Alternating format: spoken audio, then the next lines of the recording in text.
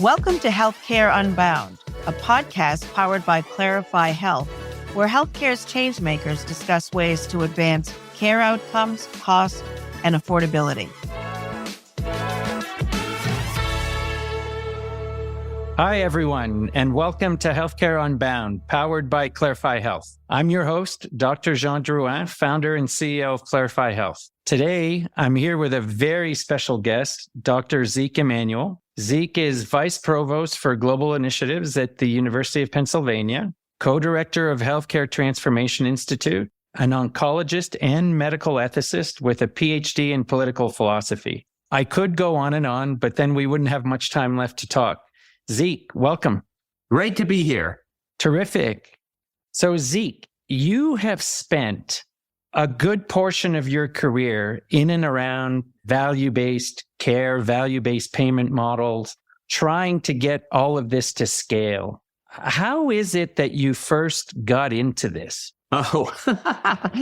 So when I was in the White House at the Office of Management and Budget, working on the Affordable Care Act, it occurred to me that one of the things we had to put in the act if we really wanted to control costs is a change in physician incentives. That we knew physicians accounted for 80-90% of medical spend through their ordering, their determination of which sites procedures or tests were conducted in, how frequently they saw patients, and that if we really wanted to have a chance of controlling costs, we actually had to shift physician behavior, among other things, to take costs into account when they were caring for patients. I called around and I called everyone I knew in my proverbial Rolodex about what do we know about the best way to pay physicians. And it turned out we knew damn little.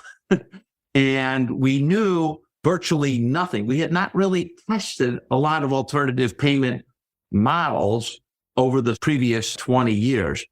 We had in the mid-1990s tested out managed care and dumping all the risk on doctors. And that turned out to be a miserable failure because it was abrupt. It lacked information about where docs were spending money. Docs were not prepared to manage risk. Got it. Now, so you got your start in the policy arena. Right. And then you decided to move over to the entrepreneurial area and founded Embedded Healthcare. Well, I would say so. It wasn't one jump to the other. The one step in between is, ironically, I was creating a department at Penn, and part of that department at Penn was world-leading expertise in behavioral economics in Kevin Volpe and other people around who really understood behavioral economics. And then I think it was 2014, the American Board of Internal Medicine had a retreat. Someone was scheduled to be the speaker to talk about behavioral economics like a month before or 4 weeks before, canceled. And they called me up and said, could you substitute, with a month to go and give the major keynote presentation? And I took that opportunity like an insane person and said, all right, let's develop something new. Let's develop ideas around implementing about what behavioral economics directed at providers and in particular physicians would look like. What are the principles of behavioral economics?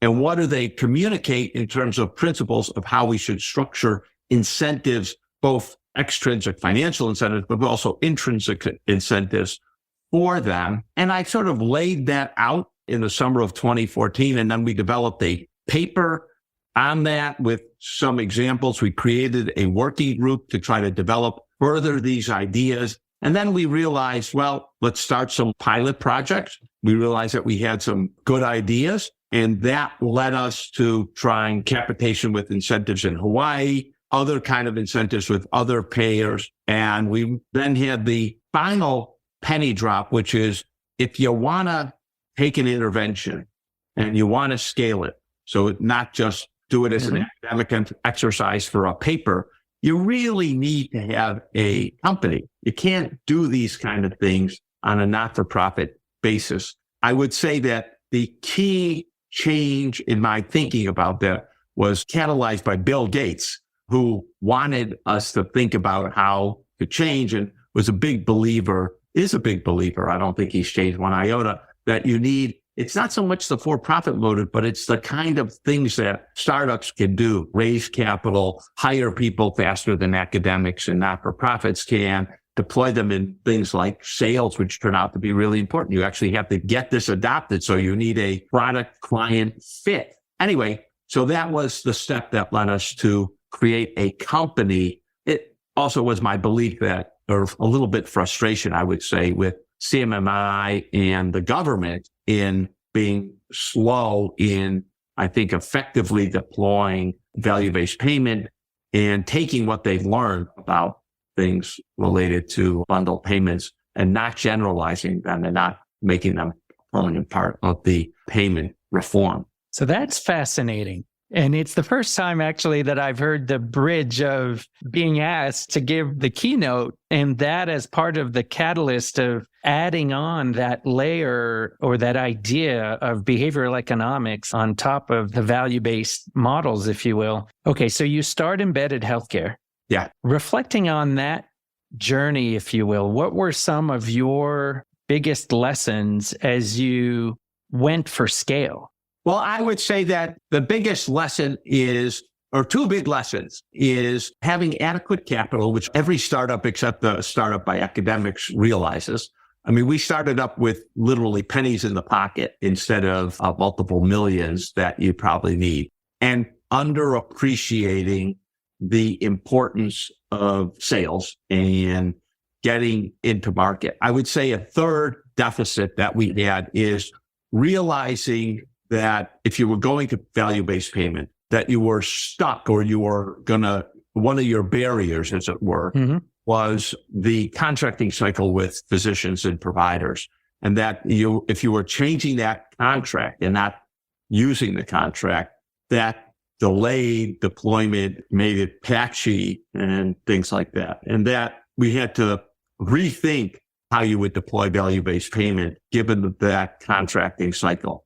So I think a large part was we thought about what is the intervention. We didn't think about, well, what do we need to do to deploy it effectively? And I think that's partially, that if I had to blame myself, I would say it's the blind spot of academics. Our thinking has always been, where always is for decades and decades, publish a paper, people will see it's brilliant and adopt it. Well, that we know is false.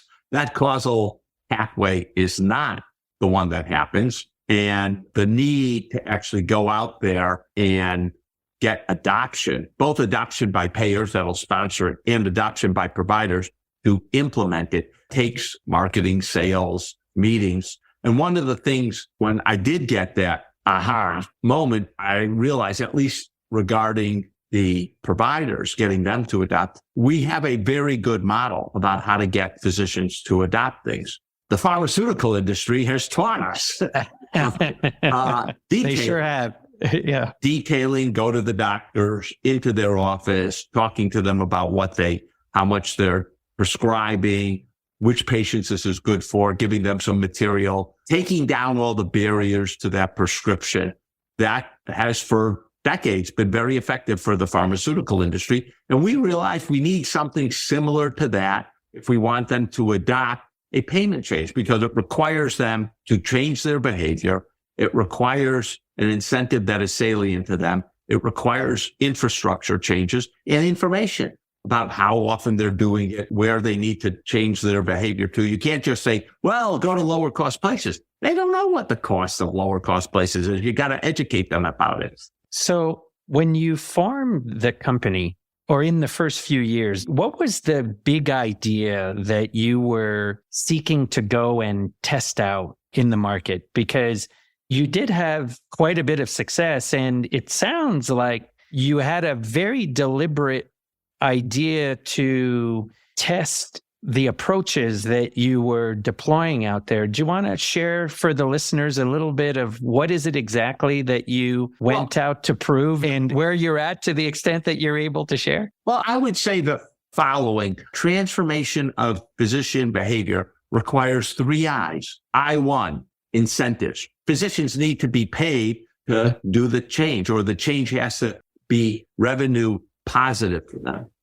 2, they need information. you need to provide them information about what change, where to implement the change, which patients this change is good for. And third, you need to provide an infrastructure for them so that barriers to that change are reduced as much as possible, whether it's making it easy for them to actually refer to this specialist or to implement changes in their office. You need to bring those infrastructure barriers down and help them with those infrastructure barriers. We gave physicians very specific information that was actionable information so that they knew what switch changes we needed or wanted from them and what would be rewarded. And we gave them feedback about how well they were doing so that they actually had a global picture. So, for example, we wanted a series of things from the primary care doctor, extended hours.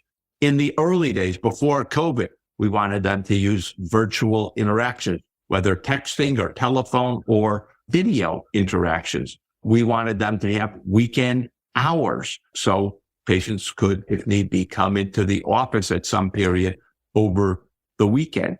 We knew that a lot of these changes would actually be quite effective in terms of reducing costs, reducing hospital readmissions, reducing emergency room visits, changes that would facilitate their being able to provide quality care and lower the cost of care. So that's the kind of way we tried to change or make more effective these value-based payments. We also dramatically shrunk the quality metrics that they were responsible for to get quality bonuses. We took them from, the usual HEDIS measures, 60 plus measures, down to low teens, 10, 12 measures. And they helped us. These are measures that were salient to them. That's right. And Clarify and Embedded came together a little over a year ago. And as I recall, when we first met, one of the things that I found incredibly inspiring in terms of what you had done with Embedded is effectively what I remember you're saying to me is, Jean, look, we had a good first go with the ACA and CMMI and ACOs and bundles. It's just that in retrospect, the way in which we deployed them didn't really hit the dopamine receptors of most clinicians.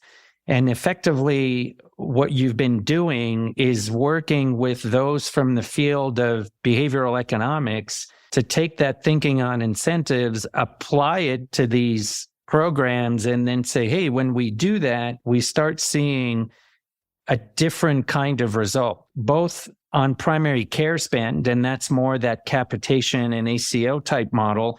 And it's also possible to do it on the specialist end, where bundles are one of the tools that have been used in the past. But in that case, if you waited 12 to 18 months to tell a doc once all the claims had come in that they'd made a bonus or a penalty, it wasn't that appealing to them. But if you flipped it on its head and you were able to bonus them within a month for doing the right thing, you'd create a different set of incentives. Is that a fair summary of some of the why behind what you've been doing? I think that is a fair summary. And I would say that we had experience when we started Embedded with a lot of frustration in the medical community around pay for performance. Either payers were sort of paying regardless of performance, or pay for performance, if it was seriously used, was not producing results. And I think that's what the academic literature shows. Two of the reasons is, one, when you pay for performance over too many metrics, the payment is trivial and it produces what the behavioral economics call the peanut effect. Any individual change gets you peanuts. It's the response of the amount of money is so low, it's trivial. And in your phrasing, there's no dopamine rush. It's like, So you gotta really incentivize. If you're going to use financial incentives, they have to be real and substantial and timely. So that was the other one, is you can't roll it out 6, 8, 9, 10, 12 months later, or 2 years later in some cases. It has to be much more immediate so that action gets a positive response. And so those were some of the kinds of things we were trying to overcome in our thinking and bringing behavioral economics to bear in this space. What are some of the results you've been seeing? And I know you're an eternal optimist, but hopeful for where it is that we're going as a system? We target it to the very specific doctor. We try to say, all right, how is this doctor practicing? Where are they sending referrals? What are they doing? What changes do we need in this doctor? And so we try to micro target want the incentives to actually be large so that there's something that will wake the doctor up and say, oh, doing this is actually a real positive for me. Our main successes have been with capitation to get doctors to take seriously a small group of quality metrics, and shifting site of service where in the commercial space, there's a big arbitrage to be made because doing the same exact procedure in a variety of different locales or facilities can change dramatically the total cost of those procedures. So one of the things people say, you got to let doctors know when they make an order, what an alternative place is. That's probably too late. Part of my philosophy is you got to get them at the start of the day. That's a little harder. You have to know what their schedule is. You have to have access to a lot more information. And so figuring out how to do that, I think, is a bit more complicated, but just exactly the kind of thing that we're trying to do in next generation. And so one of the most exciting things I'm engaged in is, okay, what's the refinement of the model V1, what's V2, what's V3? What are the changes in the progressive reform and improvements you want to implement? And what's your thought on value-based payment models overall? And if you had to forecast or prognosticate over the next 5 to 10 years, and, where do we see ourselves as a health system on the VBC front? Well, again, I think it's been a slow start, right? It's been whatever. We're now 12 years, 13 years post Affordable Care Act enactment, and we're still not there. I'm actually more optimistic. We've learned a lot about what works and what doesn't. I think most payers are now very committed to value-based payment. And third, I think providers want it. Primary care docs, lots of other docs experienced a lot of revenue loss during COVID, and capitation makes a big difference rather than fee for service. It also allows you to get off that hamster wheel as long as you're not running on the fee for service. So I think over the next decade, we're going to see a lot more value-based payment. We at Clarify, one of the things we've done is to build the infrastructure for payment on value-based payments, build that. So the resistance we had from CMS and others, we don't know how to pay bundle payment. We do it by pencil and paper. By the way, that's not unique to CMS. Those alternative payment models, most insurers, despite giving a lot of lip service to it, they haven't built the infrastructure either. I just talked to a big primary care group who wants to pay alternative payment model to their docs and capitation, and they're confronting the build or buy choice. Do we build it or do we buy it? Well, now, fortunately, because of Clarify, we have, you can buy it. There is an infrastructure out there. Others have spent the time to develop that. And I think, again, you got to progressively eliminate some of the barriers to adoption of value-based payment. And that's been one of the biggest barriers. And I think getting rid of that, there is an infrastructure. You can actually buy it is exceedingly important to making progress in adoption. And again, I'm very optimistic about the next decade. Payers are on board, providers are increasingly on board, and there's infrastructure. So I think that's the combination I see going forward. Well, Zeke, time flew by. Thank you for an amazing discussion. We'd love to have you on the show again. And for those listening, thank you for tuning in. And please be sure to join us for the next episode of Healthcare Unbound, powered by Clarify Health. Thank you. Great to see you. Likewise.